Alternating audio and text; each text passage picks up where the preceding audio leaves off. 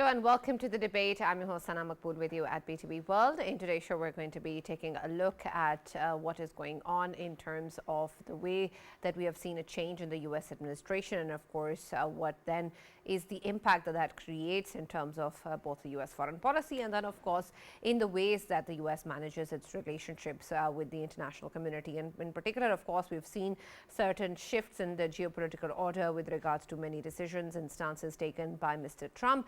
And of course, in terms of the ways forward, particularly in terms of the economy, it is going to be very, very essential for countries like Pakistan, but also others, including Canada and the European states, which of course is also something to be considered, given the impact, of course, it creates in terms of what sort of political dynamics the world order is going to experience. While there are many different debates on that and discussions in terms of the perspective that holds, there is, of course, much that remains to be seen in terms of what happens, particularly in areas that Mr. Trump has been very, very vocal about and has shown a major shift, for example, with reference to Ukraine and Russia, and also others in terms of USAID projects and, of course, trade relations with many countries. So we're going to be taking a look at what is the New World Order when we talk about the era under Mr. Trump's administration, how that will impact the international community. And then, of course, with reference to a particular country's relationships, and then, of course, Pakistan's perspective in this regard and the way that it particularly focuses on economy and, of course, the ways that it impacts world institutions. That's going to be our focus in the debate today. For this and more, as always, in the studios, I've been joined by senior analyst Farrukh Pitafi and Raja Faisal. And we've also been joined online by Dr. Karl, and he's a professor of political science at the University of Akron. Thank you very much, Dr. Karl, for joining us and being a part of the debate today.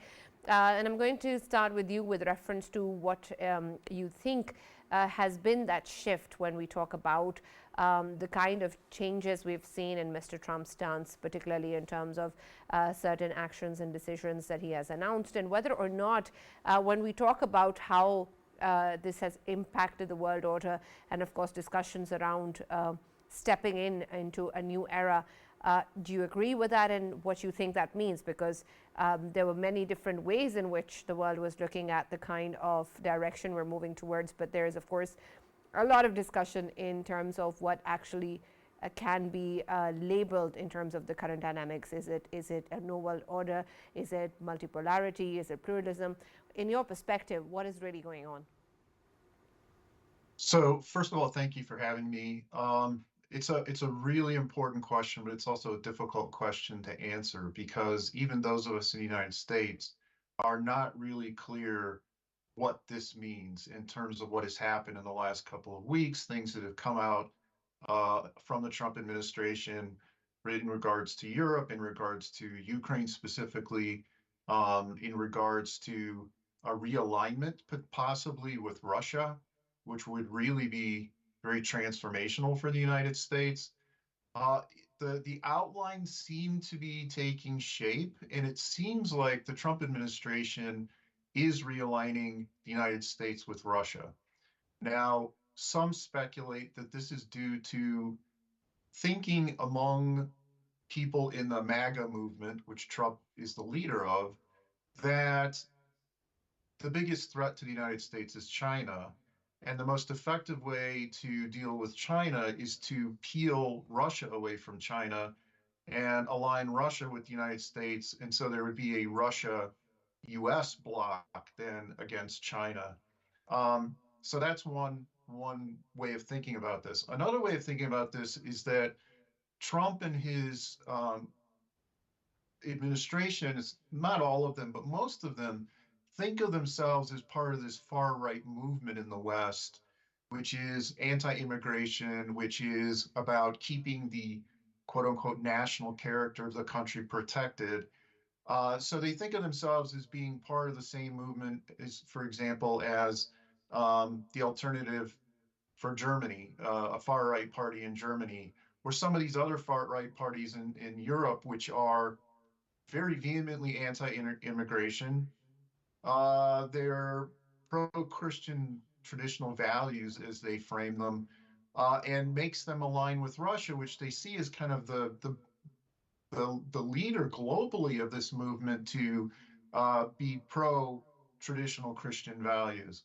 So it may be a little bit of both, that the thinking is align with Russia against China, but also align with these other movements in the world, which are really trying to redefine the West as traditional Christian and predominantly white.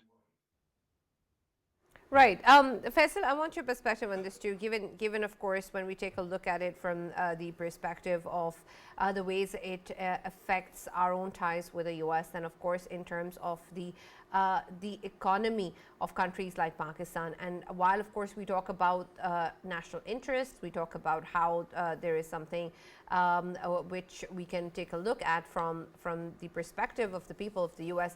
I want your take on how you see Trump's stance with regards to, in particular, trade and aid relations with countries like Pakistan. Yeah, that's obviously a very important question. And of course, when it comes to countries like Pakistan, a long-standing relationship with America in terms of alliance, be it a Cold War or be it war on terror, Pakistan has always been there, standing with, of course, America. And during the time of the Cold War, of course, Pakistan proven that it was tried and tested, and at any length Pakistan could be trusted by Americans. And same is the case with the war on terror, and Pakistan proven that though US went out of the region, but still Pakistan is fighting the very terrorism which was obviously the root cause of the whole problems of the world. And ISIS Khorasan I'm talking about, still Pakistan is fighting against it, and of course Taliban are not fighting against it anymore. And it's just the Pakistan that is doing in this whole scenario. Of course, America is not to be seen here. And at this time when Pakistan required assistance in terms of fighting against this menace, Americans in shape of US aid, which was of course delivered to Pakistan, being a country that was a collateral damage of whatever happened in our next door neighbor, Pakistan required that assistance in the field of education, in the field of health sector, and the other sectors related to climate change, and all of them changes which have been taking place in Pakistan. Of course, that assistance was required at this hour when US aid won't be here, when we are seeing that US is even under Trump, US is even thinking about getting out of IMF, then pulling itself out from NATO and all of these kind of alliances. It shows that US is not interested in any of the multipolarity or any of bilateral relations with a country like Pakistan. Sana, I just wanted to highlight, since this world has started, I think humans, they had a tendency of creating some sort of influence on the others. First influence which we keep on seeing, by the looks of it, by the studies of it, historically speaking, the first influence was the religious influence. Of course, Christians had their influence and they expanded. Then, of course, after that, Islam expanded as well because of that Islamic influence. And later on, the next influence which was seen, it was the colonialists. Of course, they were tending towards creating the colonies, and of course India was a colony, then African countries, they were a colony, and this is how the humans, they created their influence. And then later on they went towards the expansionism. Of course, we saw that the Russians, they expanded, and before them, of course, we know that Napoleon was known for being someone who expanded, and then Hitler expanded Germany. And after that, certainly after that, there was a military influence, a new kind of influence that was seen post Second World War and during Cold War. Of course, America was fighting against the Russians. There were two ideologies. They wanted to keep a grip on the world more and more, and of course, in that, Americans were winning. Now, since 2000 onwards, there is a new race, and that race is, of course, creating the economic influence. And that economic influence, of course, I would fully agree with Dr. Karl. There is there is a brawl going on, economic brawl going on between US and China. When it comes to China, of course, in recent past, during Ukraine crisis, they have shown the tendencies of bringing Russia much closer to them in terms of, they increased their bilateral trade with the Russians, in terms that it used to be $116.7 billion a year.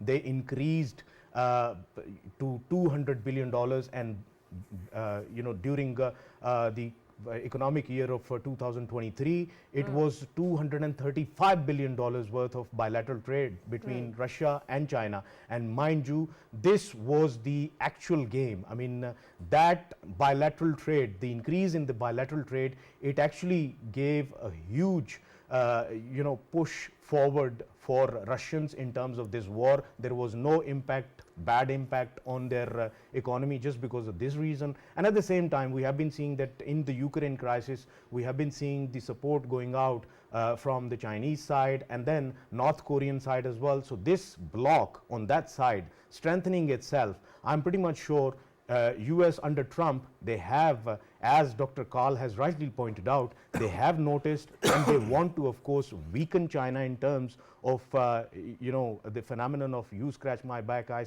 scratch yours. If they are helping out the Russians, tomorrow when something happens in the East China Sea, of course, the Chinese would be expecting that the same kind of favors, they can be extended to them from the Russian side. So before that happens, of course, US wants to see Russia away from China, and this was the only way forward for them. And to me, I think this is the whole game.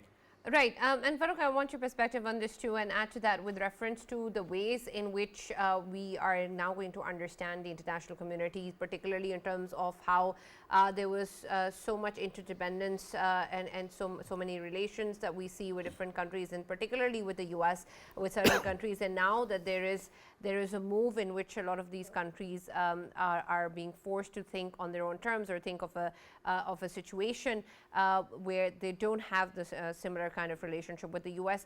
What does that mean in terms of the world order, in terms of how prepared these countries are for such a scenario, and what possibilities exist then in this new dynamic? Sana, thank you very much. I think that conventional wisdom, as expressed by pundits and also the mainstream media in America, is naturally that Donald Trump is siding with Russia and maybe China or whatever, even North Korea. But here's a big question. If by implication that can be extended to mean that somehow he is proxy of a foreign power, and that was exactly what kept on happening. Those accusations started in 16, actually 2015, and continued throughout first term of President Trump. But what happened now?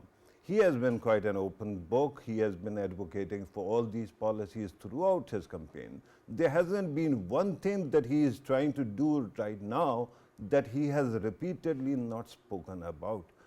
Then what happened? In elections, majority of American citizens not only voted for him, but also for his party in Congress, which now enjoys a trifecta of power. So by implication, am I to believe that American citizens are also American stooges? If that is so, then of course America should stop pretending to be a country. Otherwise, I think there's something else that is going on. And the whole story, and of course, Faisal earlier was talking about genesis of power, international power. I think that one feeling that has been increasing, and I have repeatedly said this here, that since 1945, all the allies, because they had gone poor, they asked America to step in and to hold the sky and actually take the burden of civilization or free world at that time. But that whole thing actually collapsed once USSR collapsed, right? After that, the same people started saying, and I think that that was the moment when America actually froze. When you freeze, Sana, what happens? Other elements actually start patrolling. And this is what happened because of Huntington's theory, not theory, but his thesis or whatever it was, and other snake oil merchants. What happened was that America was asked to actually keep on feeding this system which stopped actually helping it. And globalization also saw that American manufacturing and deindustrialization actually took place. Other countries prospered and America perhaps did not, or at least Americans who could actually get jobs did not. So they actually tried to go for corrections repeatedly after because there were two things which actually shook an American's trust in their system. Well, the first was Iraq invasion, which they saw actually there was no WMDs there, and they thought that they had been actually manipulated into this war. And then 2008 happens, and banks also collapse, and then they realize that the economy is also not working for them, and it is mostly make believe. Because of that, they have repeatedly tried to introduce corrections. They brought in Obama, who immediately actually bailed out the big businesses, and he, despite promising to end all wars and shut down Gitmo, he did hardly anything. His withdrawal from Iraq was mostly a disaster, and at that time their policy regarding this Shia-Sunni divide was also what led to Arab Spring, and it destroyed Arab world. So there was this feeling among Americans that their leaders were not listening to them. So they have gone for a hammer which actually does its job. And this is exactly what is happening. Donald Trump's own speech in 2018, where he actually spoke at the UNGA, he actually called his worldview principled realism, and he said that America is no more going to believe in outdated dogmas, or for that matter pundits who subscribe to that, right? And in the end, he said that we are going to not only on security but also on prosperity. So in America, there's this feeling that America has been shouldering burden of other countries' success, who actually keep on claiming that they are going to be proxies, American proxies against China, India, for example, and against Russia or North Korea. And then Americans thought that why do we need that? If we can become rich again, if we become powerful again, make America great again, then why would we need any proxy? We can handle China, we can handle directly Russia. So in that context, they have been looking at the kind of money that has been going out. If President Trump is correct, or even if he is not, regarding $350 billion to Ukraine, tell me what does the US owe to Ukraine? Nothing. Even if the amount was half, it is huge money at the cost of people in Ohio, in Colorado, umpteen other places where deindustrialization has taken place. So if you understand this, America is saying, okay, if you want to remain in our good graces, you pay up, you pony up, and we are going to focus on me, me first. Right, and Dr. Karl, I want your take on what you think of that, and whether there's anything wrong with the sovereign country actually thinking for its own people before anything else. Well, this is an interesting kind of dichotomy between we think for ourselves, or we're doing it for ourselves, or we're doing it for the world. One of the things I tell people in just about any venue when I talk about American foreign policy has always been self-interested. It has never been about handing things out for free to the rest of the world. And I think most of the other leaders of foreign countries know that the United States is not a country that does things out of altruism. I can't really think of any country out there that typically does things out of altruism. So the dichotomy that's set up by the MAGA movement, that there's this kind of previous American foreign policy that was all about globalization and handing things out for free to the rest of the world, and that's over. And now we're going to be focused on American self-interest. We're going to be focused on the people in, like you said, Ohio or Colorado or whatever. That's really not an accurate dichotomy. The people who are typically the backers of the MAGA movement are not very well educated. They're typically rural people, don't understand what goes on in the world. And so they do really buy into this narrative that they're being ripped off, that the money that's going out from their taxes is going to a country like Ukraine, which has no specific um, importance to American national interests. But if you ask the foreign policy establishment in the United States why Ukraine is important to the United States, they would say, well, Ukraine's important for the United States for a number of reasons. One reason is that it's about convincing your allies that you'll actually back them. So what if the United States withdraws its support for Ukraine, which it seems today that it has? Well, what do America's other allies take from that? Well, the United States doesn't have our back. So if we have to pick allies, maybe we'll go with China or we'll go with Russia because we can't trust the United States. So, I mean, there's other things that we could say why the United States backs Ukraine. Part of it is to deter Russia from going after other countries in Europe. It's not about some kind of welfare program for Ukraine or for other countries. One of the I things understand that, Dr. Karl, but if you're going to weigh both aspects in terms of the impact that it creates on the economy or the U.S. National interest, and then of course in terms of what U.S. actually gains in countries like the Ukraine and others where it's supporting, both of course are looking at U.S. interests. I understand that, but in terms of the situation today and in terms of what Trump's administration is trying to do you think that that's the right strategy for U.S. interests?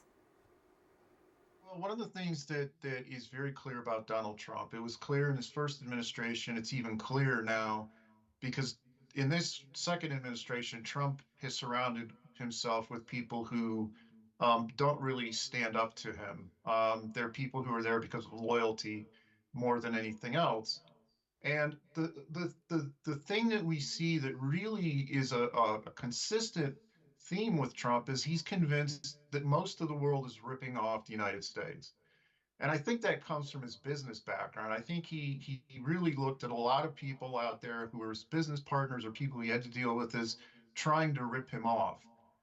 So he views the world very much like this. And we can see it in the countries that he goes after. He goes after countries that have a surplus in trade with the United States, for example. If you're a country that has a surplus in trade, you'll get in Donald Trump's crosshairs. Or if you're a country that's not footing your bill in terms of national security. So, I've seen analysis. If you're a country that doesn't spend more than 5% of your GDP on defense and you're an ally of the United States, you get in his crosshairs. So I think a lot of people overthink how Donald Trump thinks about the world. If we think about it from the perspective of he's very transactional in terms of what the United States can take from a country in terms of economics and what that country can give to the United States economically, I think it's a little easier to understand what motivates him. In terms of Russia, there may not be so much of an economic calculus there with Russia because Russia has very little to offer the United States other than maybe backing the U.S. against China. And the China economic threat is real. I mean, China is outcompeting the United States in many sectors, and so that may also be motivating how Trump sees this. Right, Faisal. When we take a look, particularly at the European nations, I want your perspective in terms of course, when we talk about Ukraine as well, and in the ways that the Trump administration is moving forward. While of course Europe has its own problems in dealing with its own aspects in the region, how then are we going to see these relationships transform in what we're seeing now?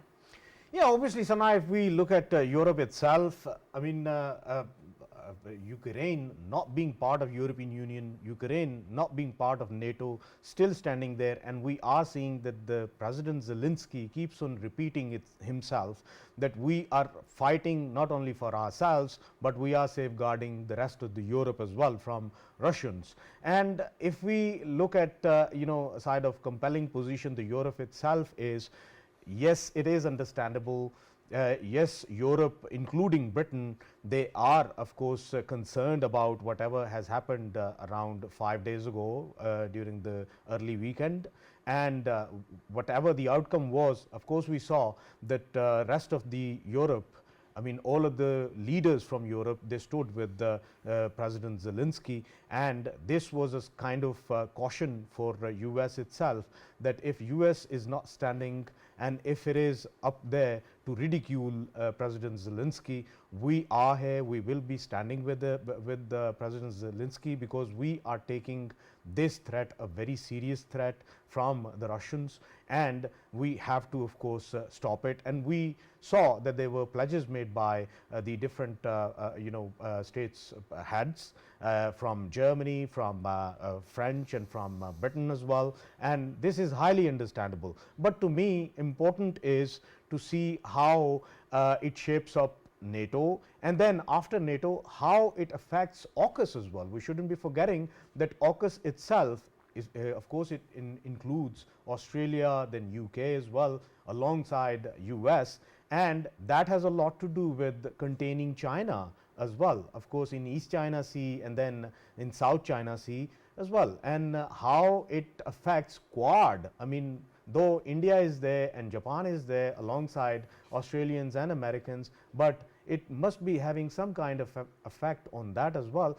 It would only, I mean, time will tell that the countries, either they are considering these kind of steps taken by Trump as steps which are going to be long lasting steps, and America itself, no matter whosoever is going to be in power after 4 years of Trump, then of course they would be bracing themselves. If they believe that the time is only for 4 years, and of course they have to maintain themselves for a makeshift plan for the 4 years, and after 4 years everything would be getting back to where it was during the Biden times, and once more it would be a globalist kind of approach from the US.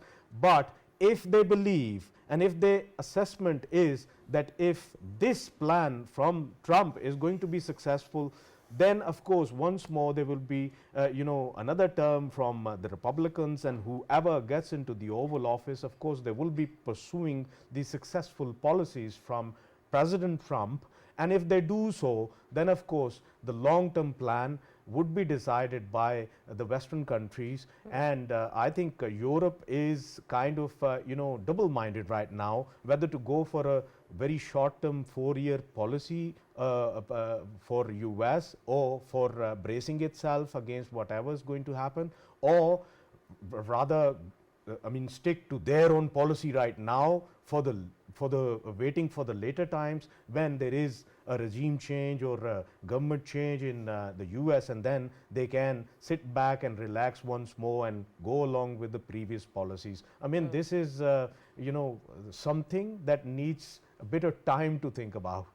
Right. And with reference to when we speak about Mr. Trump's take, particularly in terms of the kind of shift that we're seeing, Farrukh, I want to understand the impact that creates on institutions and international bodies as well. And while, of course, the US enjoys a lot of power, there's, of course, financial institutions such as the World Bank and the IMF. There's also the UN Security Council, the International Criminal Court of Justice, and others, where there's, of course, a lot of sphere of influence that the US administration also enjoys. How does that then impact the current shift in stance impact the US's role within these bodies and the relevance of the bodies themselves? Right, Sana, I think that we have been over this repeatedly. I've told you that most of the bodies are actually really worried about their existence, because most of them, because of this order that actually evolved out of the at the start of Cold War, most of these things were actually centered in the US, right? But earlier Faisal was talking about AUKUS, so I don't think that there is any threat to AUKUS at all. Why? Because it is a financial deal, and of course manufacturing takes place in UK and the US. So and it is essentially submarine deal, and that is going to stay. Regarding other bodies, of course Quad or I2U2, of course that will depend on how much money these countries can offer, and if they can be relevant, of course they are going to have their precious bodies, but whatever it is, they'll have to sustain the burden of that. earlier, Dr. Saab was actually talking about, you know, America actually feeding the world out of goodness of its heart. Nobody is actually saying this. My whole point at that time, and if you look at what Donald Trump has been saying since 2015, is that we have been taken advantage of. And there is a whole, you know, sociology or structure or that he talks about. For example, in America, in Washington, D.C., they say there's a swamp of lobbyists and corrupt people who are influenced or who actually become elements of influencing policy. Through that, America's influential partners use those lobbyists to actually influence America, and they end up actually creating the kind of paradoxes or situation where they actually rip America off. For example, I was just looking, there was a rerun of West Wing, and 5th season, 19th episode, it is called Talking Points. And the whole episode is actually focused on America's new jobs at that time. Remember, this is early 2000s, 2004, I think. America's software jobs, 17,000 and then millions of them going to India. And while they show one character actually opposing it in the White House, but the rest and the president actually says that this is inevitable. These jobs have actually gone. I could understand manufacturing jobs going elsewhere, but when you talk about something as simple as software which could be afforded inside the country, you know businesses in collaboration with countries which had cheaper labor, they have actually moved their manufacturing and businesses out of the country. So I'm not saying that who is educated, who is not. This is an argument which Americans bought. And I don't think that college graduates or young college goers who actually voted for Donald Trump in big numbers, and we have seen the numbers, or educated women also actually voted for Donald Trump, they can be called uneducated. Of course, they might not be part of the hardcore MAGA movement, but they are Donald Trump voters now. The whole promise was to shake up things, and this is what is happening. When they said that there is a swamp and we are going to dry the swamp, and then USAID, it is called by the Congress, and repeatedly in congressional hearings, we hear Republicans complaining that USAID actually refused to hand over books or to actually brief for details of where the monies are going. With that kind of situation, I think that there can be an outrage, but it is not going to be that reflected among the people, because people actually they think that, okay, a lot of money is coming to America, but it is not going to their pocketbooks, right? Why? Because of the swamp. So right now they are in the mood to drain the swamp, so to speak. And by the way, it is very interesting time to actually talk about these things. Today, a few hours ago, American tariffs against Mexico, Canada, and China. They had already imposed 10% on China. They have added 10 more percent. And for the rest, it is 25%. They have come into force. And within 4 hours, Sana, President Trump is going to address the joint session of Congress. So it is quite interesting, because it is for sure that tariffs are going to cause short-term pain, and they are going to create cause some kind of inflationary pressure. Yeah. And then, of course, the focus perhaps might be shifted to illegal migrants or aliens. But the point is that I really laugh out loud when I listen to pundits sitting on various Western channels, and they say, oh, it is going to increase the cost of avocados. It is going to increase the cost of so and so thing. America has this huge arable land. Do you think avocados can grow in Mexico? They can't in the US. So there seems to be this kind of convenient excuses that are actually taken out. And then Farid Zakaria was going on about, cars actually every time, because of value chains, they keep on tossing in and out of Canada and America, and because of that, they are going to be expensive. Do you think that American manufacturers have lost the capacity to add those values? Right? So these are huge questions. And again, the question is about the MSM, mainstream media, and punditry classes' own argument, because it seems that somewhere, on their way, they forgot to renew their arguments, and we seem to be facing the arguments that were relevant 20 years ago, not today. Right, and Dr. Karl, I want to take building on that. We've seen the Canadian Premier also speaking about how America is going to be starting a trade war that is going to harm its own interests, and he also mentioned aspects of how the people are reacting to American products or trips to the U.S. And I want your take on that in a larger sense of international community as well, in terms of its people, and how people in different countries are actually viewing American products and the decisions coming in from the U.S. side, and does that in the long run actually harm the U.S. interests? Well, in terms of how other countries are viewing American products now, I've not really seen any particular data on that. I have seen some data on how countries view the United States now, since there's been a change in administration. And it's become much more negative, which is to be expected. When Trump was president the first time, most of global public opinion was much more negative about the United States than it had been with previous administrations. And that's partially because, Trump was fairly antagonistic towards quite a few countries. The only countries where Trump was more popular than the previous administration was in Russia and in Israel. And you can draw your own conclusions about that. Um, in terms of whether this will be good for the United States or the world, the kind of we're going to open up your markets through tariffs. Uh, the economics community here is almost universally opposed to it, because we know tariffs just generally don't work as a way to build up your own domestic industry. The idea that American industry is going to kind of regrow through protection seems to be a bit of a pipe dream. It's not worked in other countries. It's not likely to work in the United States. And to be honest, Americans, not just the so-called pundit class, are used to cheap products. It's also the people at the bottom of the socioeconomic ladder who go to places like Walmart, where things are very cheap. They come overwhelmingly from China.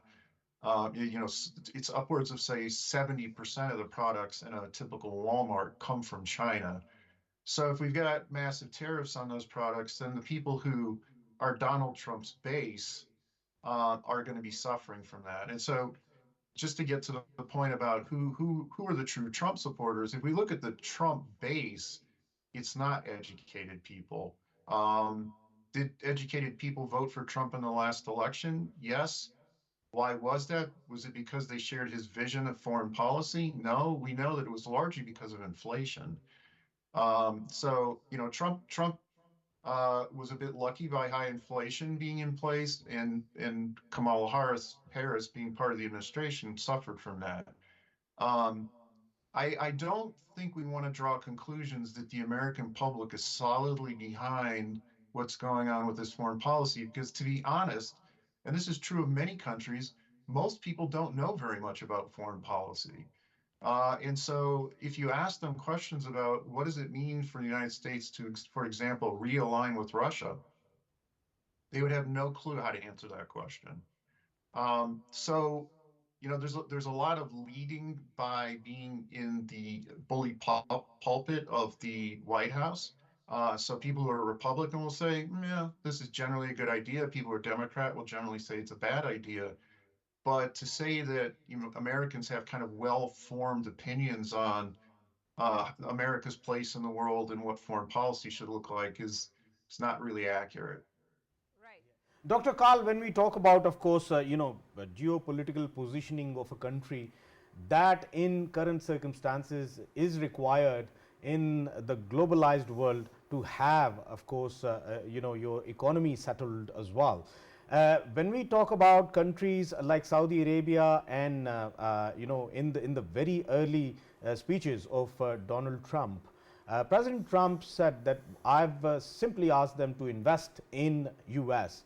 In terms of investments in US, which fields or areas they want to invest, knowing the facts that the kind of geopolitical approach President Trump is applying on the world, it would have its own consequences, and an investor while investing always thinks about the returns. And if they see that this deterring kind of policies which Donald Trump is coming up with, they won't be giving any output to the investors, should we be expecting that countries like Saudi Arabia and many more other countries that were already pledging to invest in US would be deterred from investing in US? It's entirely possible, but I also want to point out that in Trump's first administration, he strong arms, I think is an accurate way to say it, a bit the Saudis, the Chinese, other countries to say, you need to buy American products, you need to invest in the United States. And they went through the motions of doing that. They did some token stuff, and then Trump's attention went somewhere else. And then they got the benefits of that without really having to pay up much. So to say that somehow that there's going to be this policy of forcing other countries to invest in the United States or open their markets long term to American products, that kind of thing.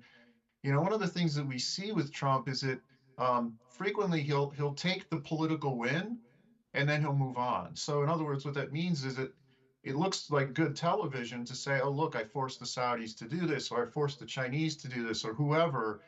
And then he goes on to his next project where the actual long-term follow-through on this stuff, it's just not there.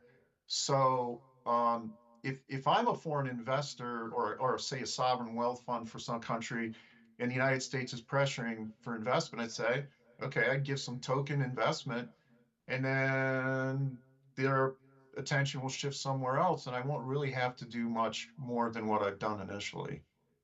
Right. Thank you very much, Dr. Karl, for joining us and being with us in the debate today, and of course sharing your valuable input. Farrukh, you wanted to add something before we conclude? Regarding investment, that is quite interesting because I have some data points. I have huge respects for President Biden also, but during his entire 4-year term, there was total investment increase of $1 trillion in the US. And in the first month of Donald Trump's taking over, the direct investment that has been announced or pledged or actually commitment has been made, including Apple and others, has reached $1.7 trillion.